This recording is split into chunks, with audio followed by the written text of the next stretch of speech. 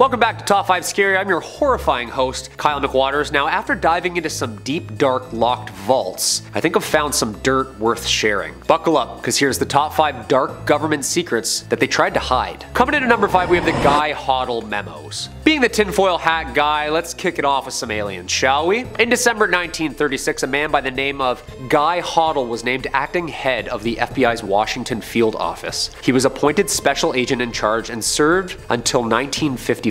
So what's so special about this guy? Well, it's the most popular searched file in the FBI vault. The new internet database housing hundreds of bureau records released under the Freedom of Information Act. In the past 2 years, the file has been viewed more than 1 million times, and yet only a semi-redacted, single-page memo relaying an unconfirmed report the FBI never commented on is a hot topic. 63 years ago, March 1950, it was authorized by Mr. Hottel, taken to FBI headquarters in DC by him, and addressed and hand-delivered to FBI Director J. Edgar Hoover, surrounding the apparent flying saucers problem. Quote, "The saucers were described as being circular in shape with raised centers and approximately 50 feet in diameter. Each one was occupied by 3 bodies of human shape, at 3 feet tall, dressed in metallic cloth of a very fine texture. Each body was bandaged in a manner similar to the blackout suits used by speed flyers and test pilots were familiar with." Yeah, this is alarming. It was the first file released publicly in the late 70s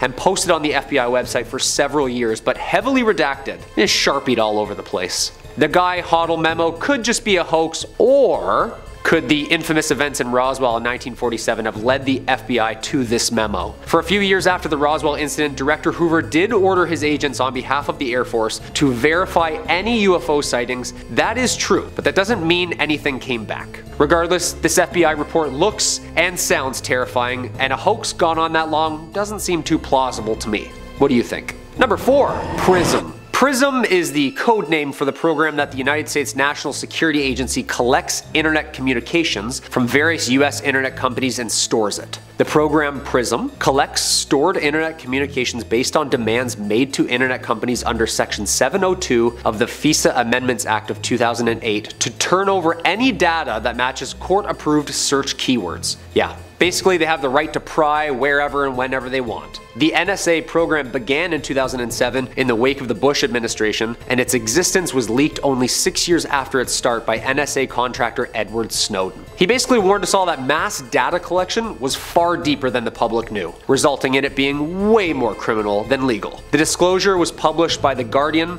and The Washington Post in 2013. The leaked documents include 41 PowerPoint slides identifying several major tech companies as participants in the Prism program, including Microsoft, Yahoo, Google, Facebook, YouTube, AOL, Skype, and Apple. Yeah, that's like the entire internet. Shortly after publication of the reports, the US Director of National Intelligence, James Clapper, released a statement confirming that for nearly 6 years, the government had indeed been using large internet service companies such as Facebook to collect information on foreigners outside of the US. And quote, "Defense initiative against national security threats." Yeah. Admitted it too, huh?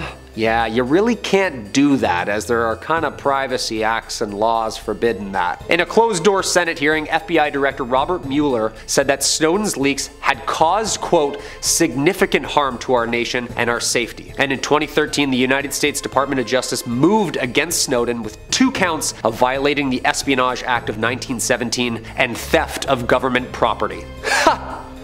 Government property. That's funny. They then revoked his passport, and 2 days later, he flew into Moscow's international airport where Russian authorities welcomed him and eventually granted Snowden permanent residency in 2020. Traitor or hero?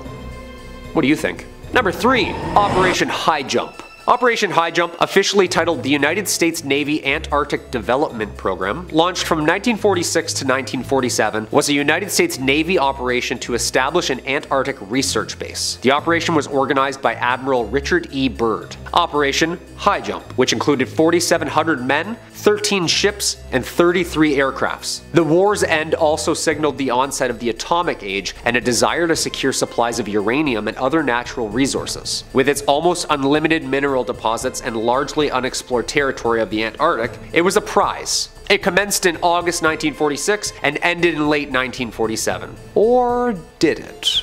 In August 1946, Chief of U.S. Naval Operations Chester Nimitz, great name, announced that a massive combined military expedition named Operation Highjump would be launched into Antarctica during summer in the most southern hemisphere. The operation involved a variety of aircrafts, including newly purchased helicopters, also known as Task Force 68. Byrd and his team established the Little America 4 base, near where 3 previous bases had already been situated. The frozen aircrafts would photograph as much as Antarctica's land surface as possible during the 3-month operation, photographing the east to the west coast, while seismology tests were also being done.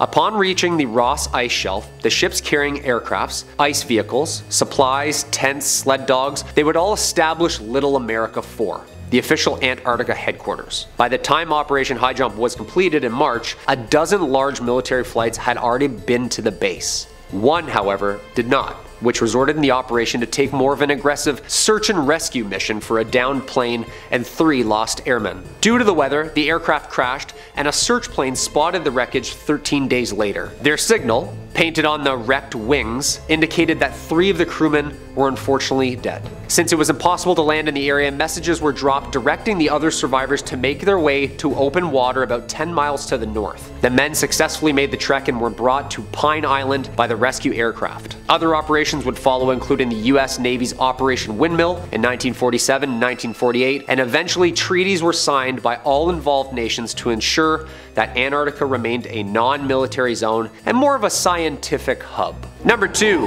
Operation MK Ultra. MK Ultra was the code name of a semi-legal human experimentation program designed and undertaken by the CIA. The project was headed by Sidney Gottlieb, but began under the order of the CIA Director Alan Dulles. The experiments were intended to develop procedures and identify which substances, such as LSD, could be used in interrogations methods to weaken individuals and force confessions from them via brainwashing and psychological torture. MK Ultra used numerous methods to manipulate mental states and brain functions such as brainwashing, hypnosis, sensory deprivation, isolation, and a variety of information-seeking methods. MK Ultra was the birth and start of 2 other programs, Project Bluebird and Project Artichoke. It began in 1953 but was halted in 1973. It was organized through the CIA's Office of Scientific Intelligence and coordinated with the United States Army Biological Warfare. The program engaged in illegal activities, however, including the use of unwitting and non-consenting test subjects. MK Ultra's scope was pretty broad, with activities carried out under the guise of research at more than 80 institutions, including colleges and universities. Also, hospitals, prisons, and pharmaceutical companies.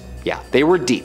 MK Ultra was first brought to public attention in 1975 by Congress and the Commission on CIA Activities. In 1977, a Freedom of Information Act request uncovered 20,000 documents relating to MK Ultra, which led the Senate to some hearings. Yeah, I'd think so. Boston mobster James Whitey Bulger and cult leader Charles Manson were both subjects of these experiments. Interesting.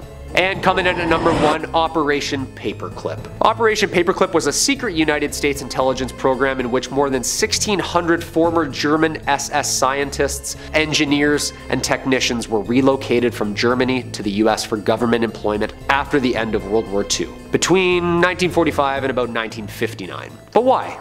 The primary purpose of this secret operation was US military's advantage in information against Soviets, precipitating the space race. Similarly, the Soviet Union Operation Oso Aviacum did pretty well the exact same thing, relocating more than 2,200 German specialists during one night in 1946 in secrecy. Over 2,000 Army personnel examined 5,000 German targets with high priority information and research surrounding rubber, oil, armored military, V-2 rockets, aircraft, equipment, radios, chemicals, medicine, you name it.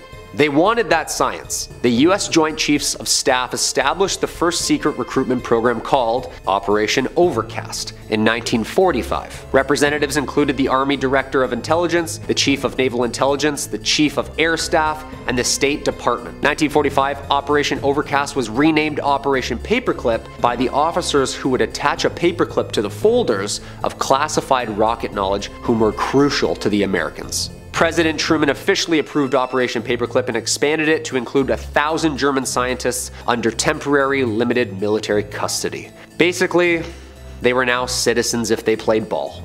I can see why they kept it a secret for so long. The NASA Distinguished Service Medal is the highest award bestowed by them, and after more than 2 decades of service, 4 Operation Paperclip members were awarded the medals in 1969 for their research surrounding the space race. If you're unfamiliar with the works of Annie Jacobsen, I recommend you check her out for some more information. Well, there you have it, folks. 5 dark government secrets they tried to hide from us. Thanks to FOIA acts and the bravery of the people who filed them, the public continues to press for the truth. The hard truth. And nothing but the truth.